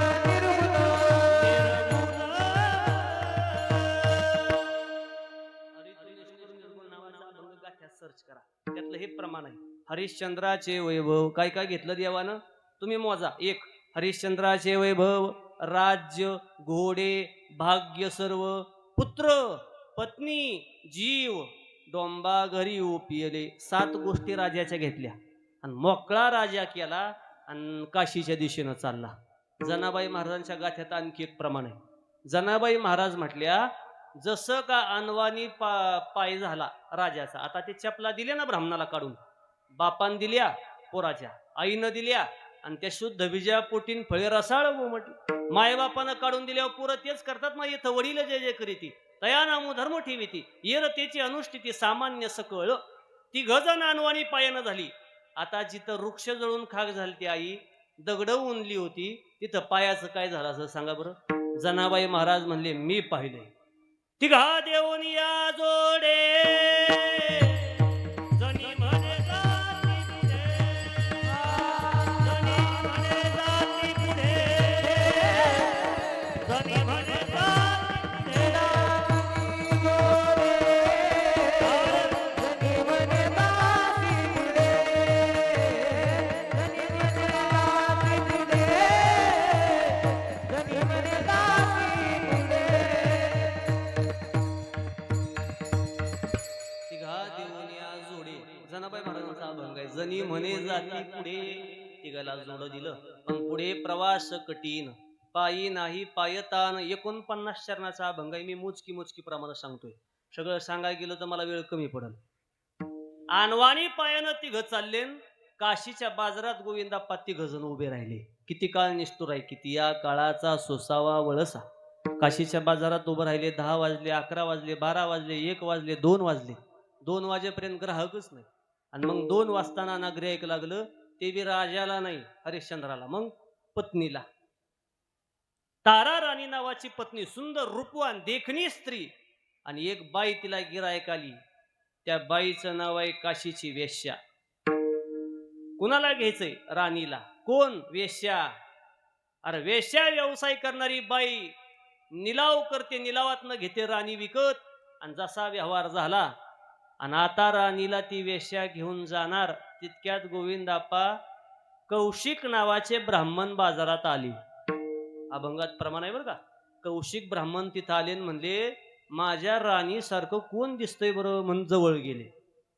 माफ करा ताई, पण तुमच्यासारखीच आमच्या राजाची राणी आहे आणि तिचं राव तारा राणी आहे. डोळ्यातनं पाणी आलं. माहेरात जाच असणारी, सासरी जाच असणारी पोरगी माहेरात यावी आणि बापाच्या गळ्यात पडून ढसढसा रडावी, तशी रडायला लागली राणी. तुमच्या माझ्यासारखी दिसणारी राणी नाही तुमची, मीच राणी आहे. मग तुझ्यावरी वेळ आली कशी? कर्म धर्म संयोगानं म्हणले. त्यात आता काही कुणाला दोष देत बसायचा नाही. आपल्या प्रारब्धाला दोष द्यायचा आणि गप बसायचं. अगं पण राणी, तू जिच्या सोबत चालली ती कोण आहे? कोण? वेश्या व्यवसाय करणारी. आणि तुला सुद्धा त्याच कामाला लावील. बापाच्या गळ्यात पडून जशी आपली बाई लेक तक्रार सांगते बापाला, तशी ही विनवणी करते, मला हे पाप करण्यापासून वाचवा. हे अघोर पाप माझ्या हातनं घडू नये म्हणून तुम्ही माझे माय बाप व्हा. कौशिकाला दया आली. आणि त्या ब्राह्मणानं सांगितलं असं कर, तिला मी पैसे देतो आणि तिच्याकडे जाण्यापेक्षा माझ्या घरला चल आणि ब्राह्मणाचा स्वयंपाक कर, झालं काम तुझं. पण तिला घेतलं, पण 2 जण राहिले. किती या काळाचा सोसावा वळसा, कुणा वेळ आली बघा. राजा हरिश्चंद्र आणि रोहिदास राहिला. अविनाश महाराज जसं तिला हाताला धरून चालवलं, तसं गाई गोठ्यातनं बाजूला केल्यावर जसं वासरू हंबरडा फोडतं, तसं रोहिदास रडायला लागला. आणि पळत जसं चालला आईकडं, काही प्रसंग असेल डोळ्यासमोर आणा, पळत चालला आईकडं लेकरू, तर राजानं हात धरला. कुठं चाललास? आईकडं. जाऊ नकोस. का? बाबा चालली ना माझी माई, जाऊ द्या. चालली नाही, विकली. चालली म्हणू नकोस. मग माझ्या माईची माझी गाठ कधी पडल? कदाचित या जन्मी नाही. शब्द ऐकलेन पोरग ढसढसा रडतं. आता पुन्हा जर माझी माय मला दिसणार नसल, तर एवढी विनंती आहे बाबा, शेवटचं तिचं दर्शन घेऊ द्या आणि मिठी मारून तिला येऊ द्या, पुन्हा नाही मागे लागायचो. काही समज आहे हो पोराला? हात सोडला बापाचा, जवळ गेलं, मिठी मारली मायला. आणि हा प्रसंग काशीगाव पाहते. काशीगाव आमच्या सातारा जिल्ह्यात माय लेकराची ताटातूट, बाप लेकराची ताटातूट झाली काल परवाला. अविनाश बाबा, आपल्या पत्नीचं बाळंत पण होतं पहिलं, पण आमच्या सातारा जिल्ह्यातल्या दरे गावातला एक सैनिक सुट्टीवर आला. भारत देशाची सेवा करत होता बिचारा तो. जाधव परिवारात त्याचाही जन्म झालता. आईची पुष्पवित्र केव्हा होते? 2 वेळेला. जर लेकरू हरिभक्त पराई निघलं तर, नाही तर लेकरू देशभक्त निघलं तर. आमचा सातारा जिल्हा इतका शूरवीराचा, काय ताटातूट आहे. शिंगाडे परिवार दादा निघून गेले तर तुम्हाही 2 लेकीची अवस्था तशीच झाली असेल. आमच्या सागर दादाच्या डोळ्यातनं पाणी आलं असेल. ऐका प्रसंग तर कळेल तुम्हाला बाप जाण्याचं दुःख काय. आपल्या अर्धांगिनीला ऍडमिट केलं होतं. बाळंतपणाचे महिने संपून गेले होते. काल परवा घडलेली घटना आहे. सगळ्या मेडिकलची कागद घेतली, जमा करायला 2 व्हीलर वरती निघाला. काही तासात आपलं लेकरू नाही तर आपली कन्या जन्माला येणार होती. माहिती नाही त्याला काय गर्भात आहे, पण आपल्या पत्नीला जवळ घ्यायचा, तिला गळ्याशी लावायचा, मिठी मारायचा. का गं माझी बाई, माझी तो अर्धांगिनी नाही, माझी वाघीण आहे, स्वाघीन, झाशीची राणी माझी. आम्ही सीमेवरती बंदूक धरून सैनिक लढतो, तर मला आधार देण्याचं काम 2घी जणी करतात. घरातल्या वाघिनी झाशीच्या राणी आहे त्या. सैनिक बोलतोय, माझी अर्धांगिनी तू, दुसरी माझी माय. अगं एका माईनं मला जन्माला घातलं, पोटचा गोळा दिला देशासाठी, आणि अर्धांगिनीला सैनिक रडत रडत सांगतो, मला तुला पूर्ण वेळ देता येत नाही प्रपंचासाठी, पण मी खात्रीशीर सांगतो तुला, जेव्हा रिटायर होऊन येईल ना, तुझ्या पोटातल्या लेकरासाठी तुझ्यासाठी फार दौलत आणि धन घेऊन येईल. मी जे करतोय ना, ए माझी बाईले अर्धांगिनी, हे आपल्या लेकरासाठी. मालक, तुम्ही सुट्टीवर आलात ना, मला फार आनंद झाला. दवाखान्याची प्रोसेस पूर्ण करायला गेला, अजून बाळ जन्माला आलं नव्हतं. जसा बाहेर गेला, रस्त्यावरचं जीवन किती विचित्र आहे हे आठवड्यात आम्हाला कळालं. जसा रस्त्यावर गेला, 2 व्हीलरवर जात होता, मनात आनंद उभारून येत होता. अरे मन गच्च भरलं होतं त्याचं. का? एक तर मला पोरगा होईल, वंशाचा दिवा, नाही झाला तर माझी लेक जन्माला येईल. त्याला भेद नव्हता मनात त्याच्या. लेक जन्माला आली तरी धनाची पेटी आहे, महाराजाकडनं ऐकलंय मी, धनाची पेटी माझे लेख. आनंद होता बापाला. काही तास हा कालावधी जवळ आलता. जसा 2 व्हीलरवर गेला तर पाठीमागनं येणाऱ्या डंपरची धडक बसली आणि त्यात तो अपघाती निधन पावला. सगळा सातारा जिल्हा आमचा रडला काल परवा दिवशी. डोळ्यातनं पाणी आलं. अपघात घडला तर नाना 6 तासानं लेक जन्माला आली, लहान पोरगी. 6 तास झाले, 7 तास झाले, 8 तास झाले. आता चितेची तयारी केली. पत्नीला माहिती नव्हतं कपाळाचं कुंकू पुसलंय, आणि नवजात लेकीला सुद्धा माहिती नव्हतं माझा बाप. काय कळतं तिला? अरे बाप शब्द कळायच्या अगोदर तिचा बाप फिरावून घेतलाय कळी काळानं. सत्य घडलेली घटना आहे परवाची. सातारा जिल्ह्यात दरे नावाचं गाव. टाका मीडियाला, टाका युट्यूबला, कळेल तुम्हाला काही समर्पण आहे. किती कळीकाळ निष्ठुर आहे. घरात बापाला माहिती नाही, घरात आईला माहिती नाही. आई तर निघूनच गेलती, बापाला माहिती नाही, बहिणीला माहिती नाही, भावाला माहिती नाही. ज्या दिवशी अंत यात्रा निघाली आणि स्मशान भूमीत चिता रचली, शेळगावकर किती निष्ठुर ऐकळी काळ. अंत यात्रा देण्या अगोदर जाणता माणूस गावातला म्हणला, का ज्या लेकीसाठी लेकासाठी सुट्टी काढून आला, फक्त तिला एकदा इथं येऊ द्या, नाही तर त्याचा आत्मा तृप्त नाही व्हायचा.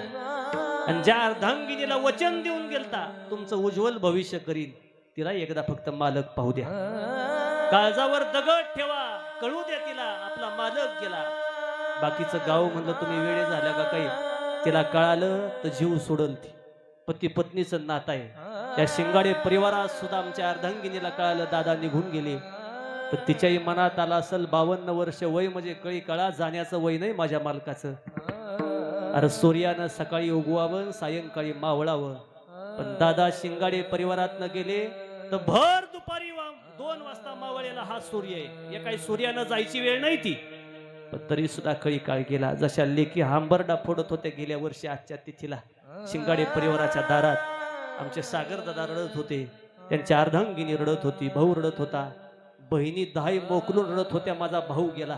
नारायणासारखा माझा भाऊ होता. अरे लक्ष्मी नारायणाचा जोडा शोभून दिसायचा, गरिबीतनं प्रपंच भाग गेलता, पण माझ्या वहिनीनं कोणाला म्हणून आता मालक हाक मारायची. रडले. तसं ॲम्ब्युलन्स मध्ये पत्नी घातली साताऱ्यात आणि त्या सैनिकाच्या अंतयात्रेत आणली. सगळ्यांनी मोबाईलला पाहिलं असेल. 8 तास झालेत लेक जन्माला येऊन, 8 तास, महिने नाही. तिला बाळू त्यात घेतलंय आजीनं. आणि ज्या अर्धांगिनीनं प्रसूती करून आपल्या गर्भातनं बाळ बाहेर काढलं होतं, आपल्या बापावर गेली होती, लेक देखणी दिसत होती, तिचा आनंद मावळत गेला. बाप निघून गेला तर पत्नी स्ट्रेचरवर आणली, ॲम्ब्युलन्स मधनं बाहेर काढली तर सगळा गाव रडत होता. सगळा गाव जन पाहिलं त्याच्या डोळ्यात पाणी आलं. काय निष्ठुर कळी काळ आहे.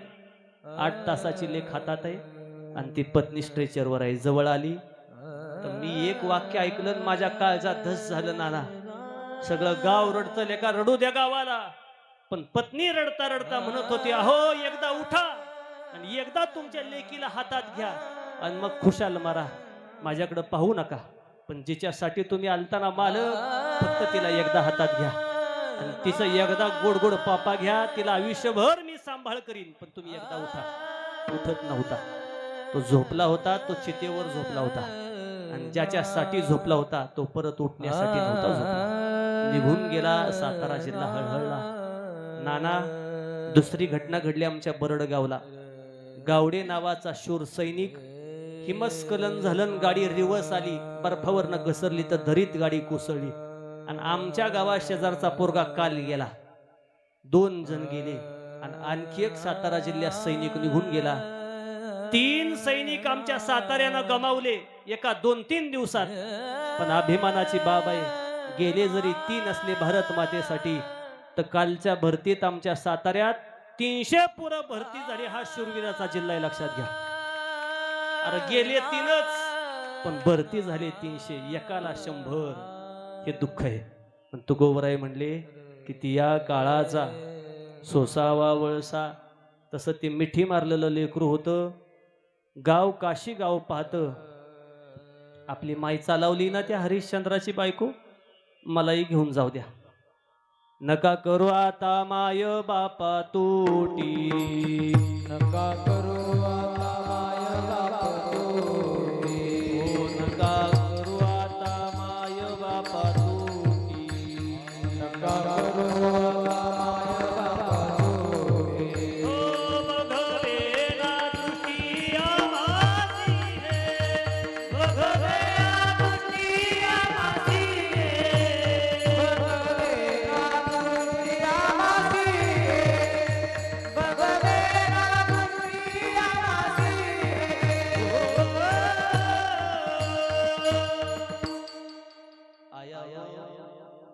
बाप पाठीमाग बाजारात उभा होता.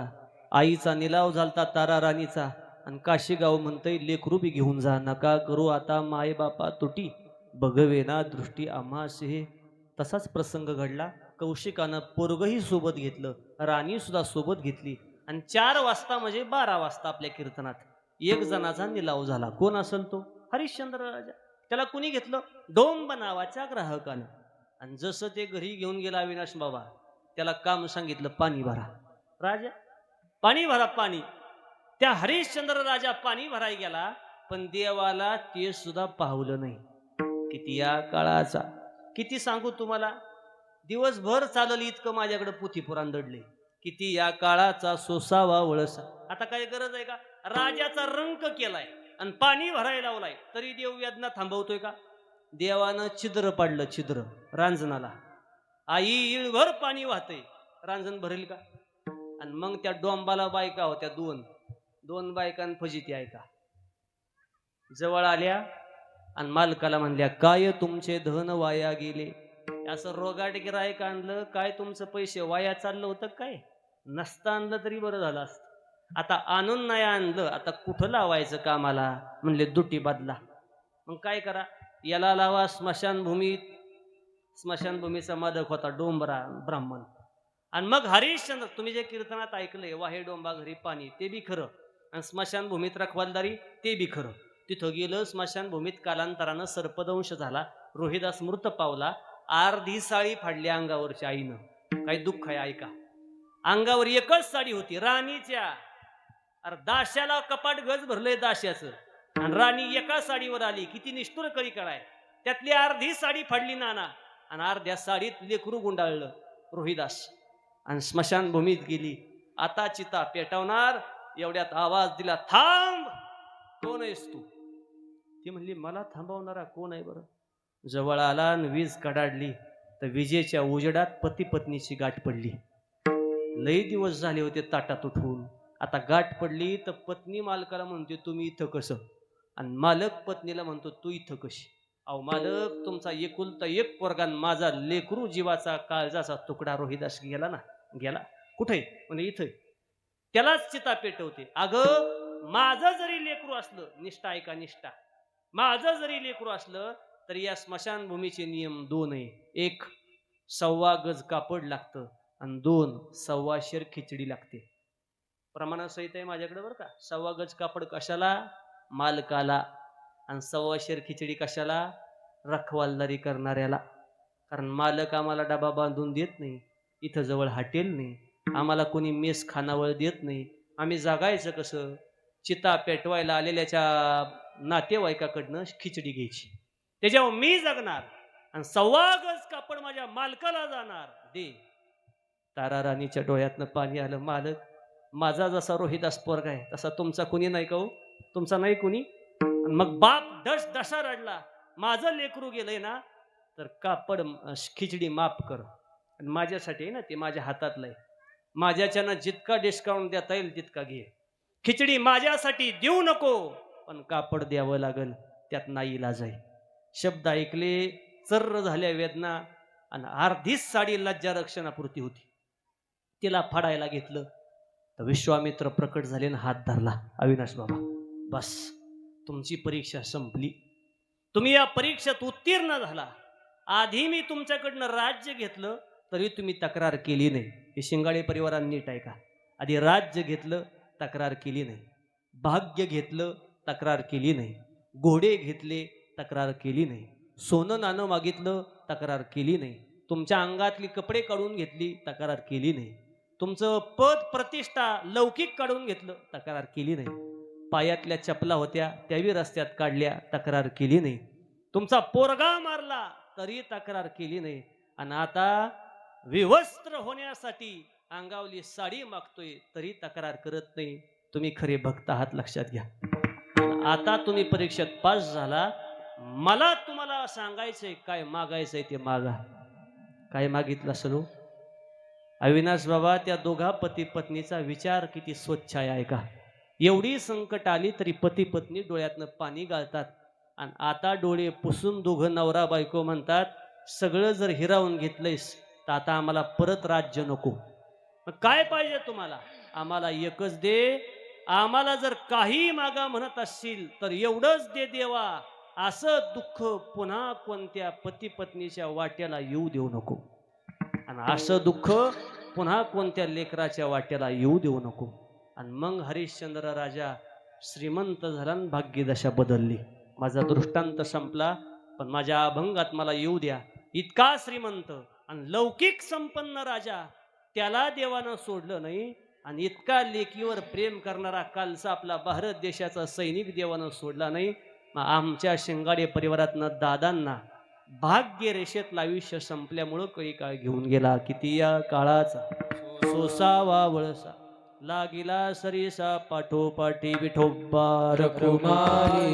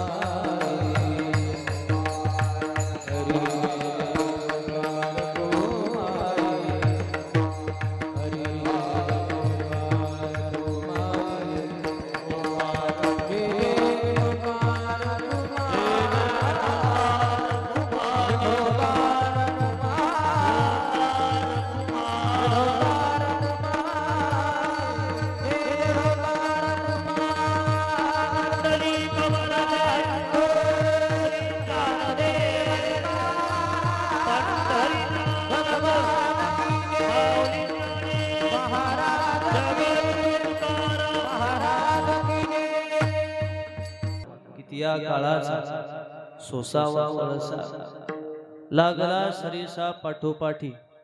184 करा सोडवणारी गाया शरण पांडुरंगा. तद्वत माणसाच्या प्रारब्धातला विष संगल ज्ञानोबा माऊली म्हणजे थांबता येत नाही. मग तो राव असू द्या, रंग असू द्या, आया है सो जाएगा राजा रंग फकीर. कोई सिंहासन चढ़ गया, कोई बंधा जंजीर. इतना ही उरवाले अवतार एरते पामर जीव. किती किती प्रमाण द्यायची, किती ओव्या ऐकायच्या. माझा ऐका सज्जन हो शेळगावकर, आपण गाव मुक्ताबाईच्या सानिध्यात राहणारी मंडळी आहोत. आदिशक्ती मुक्ताबाई, ब्रह्मचितकला मुक्ताबाई नाव घेतलं तरी मुक्ती मिळते. हे साधन आहे हो. ज्या भावंडांना कळी काळानं सोडलं नाही, देहांत प्रायश्चित्त घ्यावं लागलं मायबापाला, त्यांनाही संकटातनं जावं लागलं. रुसून बसलेले ज्ञानोबा माऊली आणि आपल्या शेळगावच्या असणाऱ्या आदिशक्ती मुक्ताबाई. योगी पाव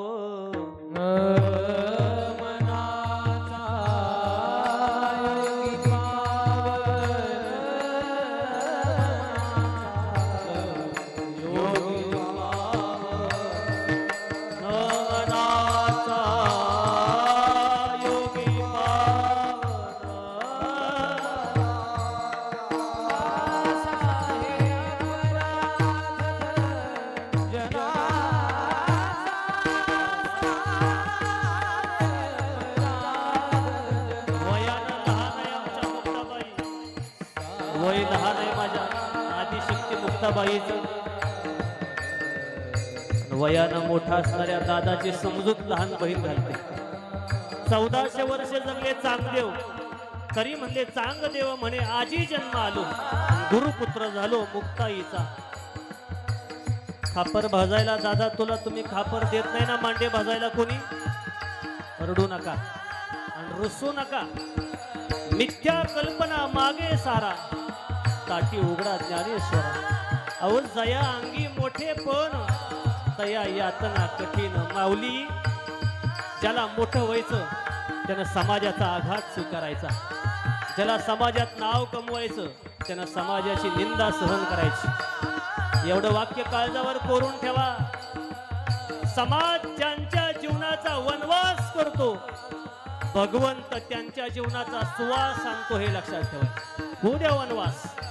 ज्या ज्या समाजानं तुम्हाला निंदलं असेल, तुमची स्तुती केली असेल, तुम्हाला पाठीमागं नावं ठेवली असेल, ओळखायचं आपण चांगल्या रस्त्यानं चाललो. स्वामी विवेकानंद म्हणायचे, ज्याच्या जीवनात अडचणी नाही ज्याच्या जीवनात कोणी विरोधक नाही, ओळखायचा आपण रस्ता चुकलो आणि पण दररोज कुणीतरी आडवा येतोय आणि वाटेत खडा टाकतोय ना काटे टाकतोय, ओळखायचं आपण चांगल्या रस्त्याला. तसं येवलीशी मुक्ताबाई ज्ञानोबा माऊलीला म्हणते, माऊली ताटी उघडा ताटी, तुम्ही मोठे आहात, योगी आहात तर मोठं मन करा आणि या समाजाला माफ करा. येवलीच्या मुक्ताईचं ऐकलं आणि उपदेश ताटीच्या अभंगात सांगितलं.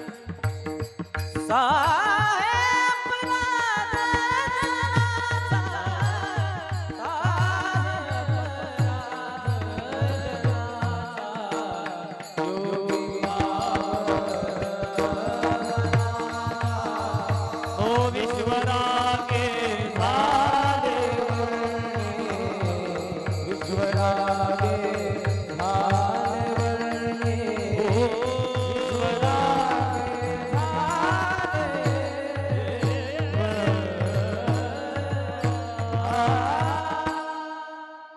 येवलीशी मुक्ताबाई कामाला आली आणि ज्ञानोबा माऊलीला ताटे उघडा म्हणून संदेश दिला तर दिव्यत्वाची प्रचिती आली आणि माऊली राग सोडून बाजूला आली. तेव्हाच्या पुढं माऊलीला पुन्हा राग आलाच नाही.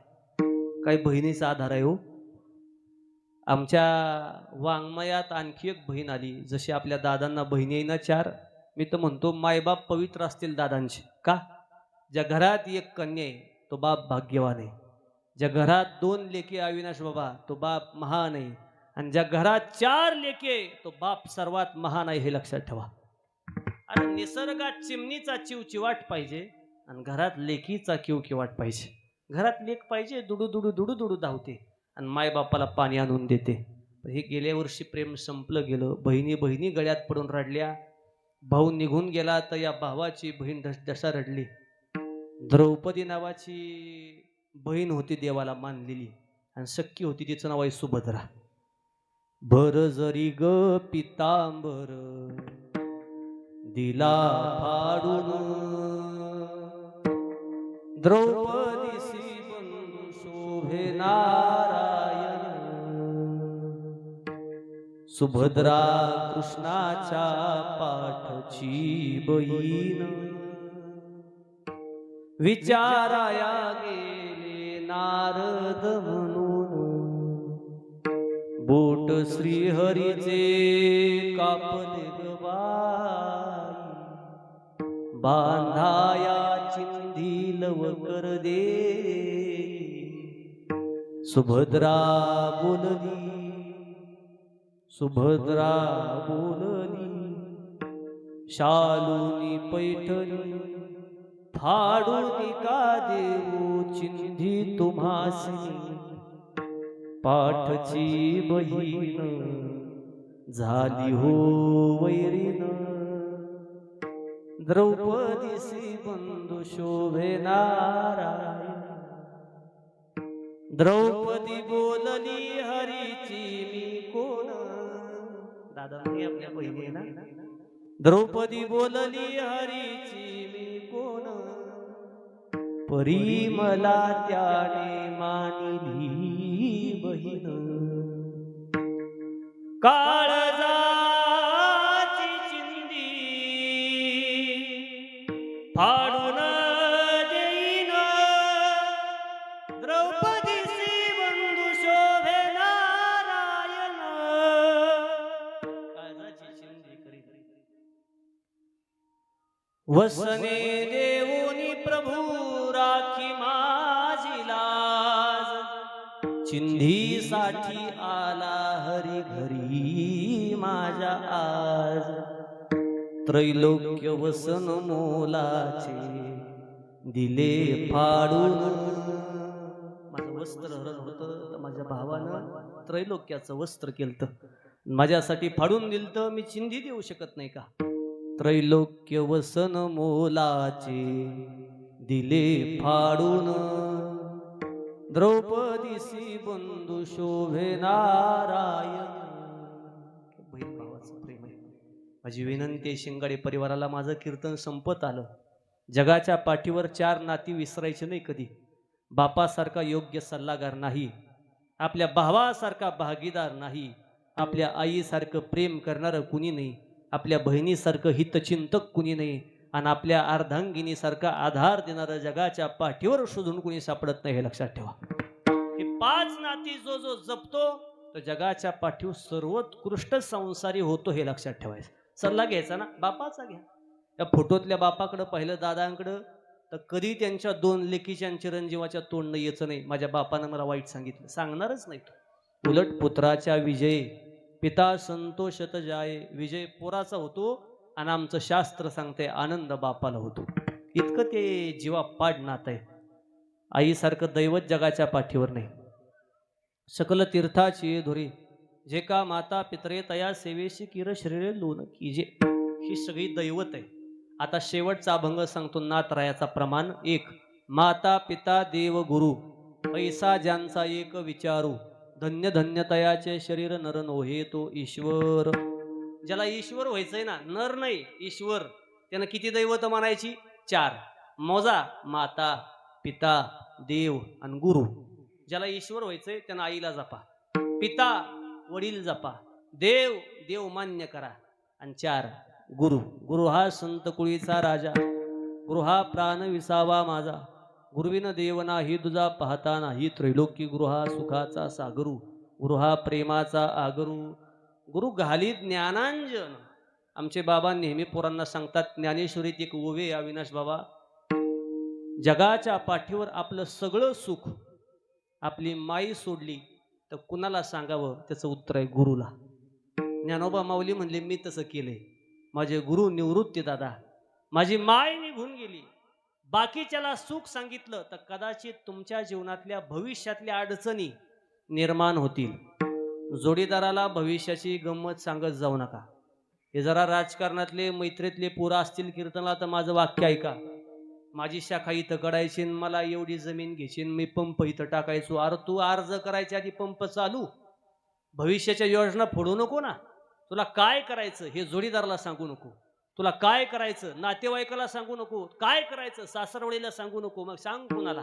तुझ्या आईला, ते आशीर्वाद देईल. आणि 2 सांग कुणाला? गुरुला. गुरु ज्ञानांजन घालेल म्हणजे चांगला रस्ता दावील. या पलीकडे सुख सांगत जाऊ नका. एरते ते माईक दुःखाची जनती, बाकी दुःख देतील, सुख द्यायचे नाही तुम्हाला. पण शिंगाडे परिवाराला हे सुख दुःख प्राप्त झालं गेल्या वर्षी, निघून गेले दादा. आता देवाला विनंती करायची, लक्ष 84ची करा सोडवण. किती लक्ष येऊन ये? 84 लक्ष. शेवटचा टप्पा ऐकायचा आणि जय विठ्ठल घ्यायचं. सावध बसा आता. 84 लक्ष कशा? नामदेवरायाच्या गाथ्यात एक भला मोठा अभंग आहे. मी लांबड लावणारा बुवा नाही, फक्त आता 84 लक्ष येऊन मोजा. तुम्ही म्हणसाल बुवा आता 12:15 वाजले आणि तुम्ही 84 लाख कधी पुऱ्या करायच्या? 2च वाक्यात 84 लाख आहे, फक्त तुम्ही मोजा. 84 लक्ष योनी किती कोणकोणत्या? तर त्याचं हे प्रमाण आहे, नामदेवाच्या गाथ्यात आहे. 20 लक्ष योनी वृक्षामध्ये घ्याव्या, मोजताय तुम्ही. जलचरी भोगाव्या 9 लक्ष. 20 आणि 9 झाले किती? कोण म्हणतं 19? असा हिशेब लावल्यावर मला इथेच राहावं लागेल ना. 20 लक्ष योनी वृक्षामध्ये घ्याव्या, म्हणजे वृक्ष व्हायचे किती? 20 लाख वेळा वृक्ष व्हावं लागतंय. गोविंदाप्पा एखादा निसर्गावर प्रेम करणारा कीर्तनात असला आणि त्याला जर म्हणलं झाडाची नावं सांग, 5-25च्या पुढे यायची नाही त्याला. पण आमच्या नामदेवरायाचा अभ्यास किती मोठा आहे. 20 लाख वेळा झाड जन्माला येतंय, झाड वेगवेगळी झाडं. म्हणजे माझा जर आत्मा आता बाहेर पडला, लगे पडायचा नाही फुलं टाकायच्या आधी, पण जर पडला तर झाड 20 लाख वेळा व्हावं लागेल मला, आणि पुन्हा 9 लाख वेळा पाण्यात जन्माला यावं लागेल. 20 लक्ष योनी वृक्षामध्ये घ्याव्या, जलचरी भोगाव्या 9 लक्ष. आता 11 लक्ष योनी किरड्यामध्ये घ्याव्या. किरड्या म्हणजे शिवे नाही बरं का, किड्या मुंग्या. आता नामदेवराच्या गाथ्यात प्रमाणात तसंच सांगावं लागेल. 11 लक्ष योनी किड्यामध्ये घ्याव्या. तुम्ही किड्यामध्ये म्हणा. 11 लक्ष योनी किड्यामध्ये घ्याव्या आणि 10 लक्ष भोगाव्या पक्ष्यामध्ये. झाले किती? आता पुढचा ऐका. 30 लक्ष योनी पशुची घरी आणि मानवा भीतरी 4 लक्ष. किती झाल्या? झाल्या 84. झाला कीर्तन बी झालं आपला, आता हिशेबच मिटला. 84 लाख योनीतनं जायचं आणि मग नाम तुम्ही जे प्रमाण देता विनाश महाराज, एक एक योनी कोटी कोटी फेरा, हे या अभंगातलं आहे. आणि या अभंगाचं प्रमाण आहे भक्तिविन जिने जळवला जिरवाने अभंगाची सुरुवात आहे आणि अभंग आहे नामदेवरायाचा. आता ते घरी गेले बघा. नामदेवराय म्हणले एवढ्या 84 लक्ष योनी. पण तुकाराम महाराज काय म्हणले आजच्या अभंगात, जर देवाला शरण गेलो तर लक्ष 84ची करा सोडवण. इतक्या कुटाण्यात पडायची गरज नाही, फक्त रिघाया शरण पांडुरंगा. त्या पांडुरंगाला जर शरण गेला तर सगळी दुःख तुमची मिटतात. दरबार में बंसी वाले के, दरबार में बंसी वाले के,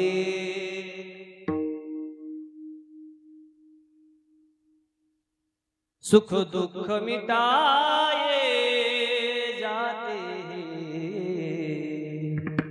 दुनिया के सताए लोग यहाँ, दुनिया के सताए लोग यहाँ,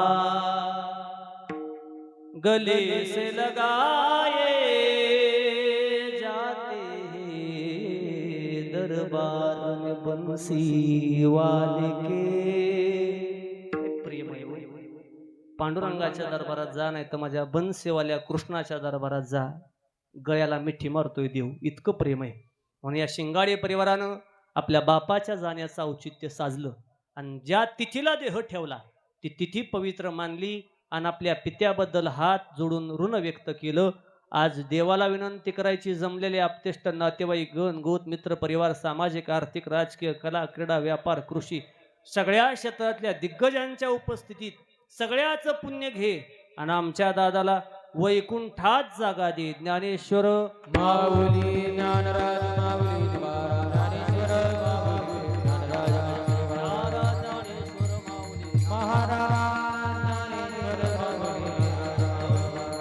ज्ञानराज सोसावा वळसा लागिला सरिसा पाठोपाठी, लक्ष 84ची करा सोडवण, रिगाया शरण पांडुरंगा झालेली सेवा.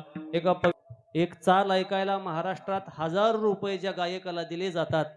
इंडियन आयडॉलचा सीझन झाला सोनी मराठीला तर हजारो ऑडियन्स तिथं आले आणि परीक्षा दिली. त्यातले किती निवडले अविनाश बाबा पहिल्या राऊंडला? 12 निवड वगळले. राहिलेल्यातनं पुन्हा टॉप 14 जे आले त्यातले पुन्हा 4 काढले आणि अख्ख्या महाराष्ट्रातनं 10च गायक निवडले. त्या पहिल्या 10 गायकात पहिल्या 3 गायकात ज्यांचा नंबर आला ते अविनाश महाराज आज गायलाय. महाराष्ट्रात सगळ्या गायकाच्या गळ्यातला गोडवा काढावा आणि सरस्वती मातेनं एकाच गायकाच्या गळ्यात द्यावा, इतका गोड आवाज आहे. आमच्या सातारा जिल्ह्याचं ते वैभव आहे. आणि हा आवाज गोड का लागतो त्याला नाना माझं मत असं आहे, महाराष्ट्रात काही बाकीचे गायक नाही का, लय गायक आहे गोविंदाप्पा, पण हाच आवाज गोड का लागतो का तर या गळ्यानं गोड गळ्यानं माझ्या ज्ञानोबा तुकोबाचं भजन गायलंय म्हणून गोड लागतो. त्यानं लहानपणापासून भजन गायलंय आणि हे घडवलं का तर घरच्या परिस्थितीनं घडवलंय.